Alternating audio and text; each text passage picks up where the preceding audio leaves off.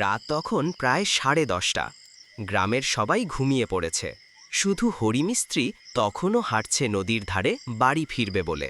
তার হাতে একটা ছোট্ট টর্চ, আলোটা কাঁপছে বাতাসে। চৌধুরী বাড়ির সামনে দিয়ে গেলেই সবাই একটু ভয় পায়। পুরনো ভাঙা দালান, জানালায় জঙ্গল, ভিতরে কেউ থাকে না বহু বছর ধরে। কিন্তু হরির ভয় নেই। সে বলে ভূত বলে কিছু না। সেই রাতেই যখন সে বাড়িটার পাশ দিয়ে যাচ্ছিল, হঠাৎ টর্চ নিভে গেল। চারদিক ঘন অন্ধকার। পেছন থেকে একটা কর্কশ হাসির আওয়াজ। ভয় পাসনি হরি, গলা শুকিয়ে গেল।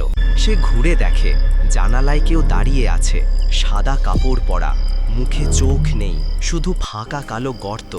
ভয় এসে দৌড়াতে শুরু করলো, কিন্তু যতই দৌড়ায় ততই মনে হয় কেউ পেছনে হাঁটছে, ঠিক তার মতো পা ফেলছে। নদীর ধারে হরির টর্চ পাওয়া গেল, কিন্তু হরি আর কখনো ফিরল না।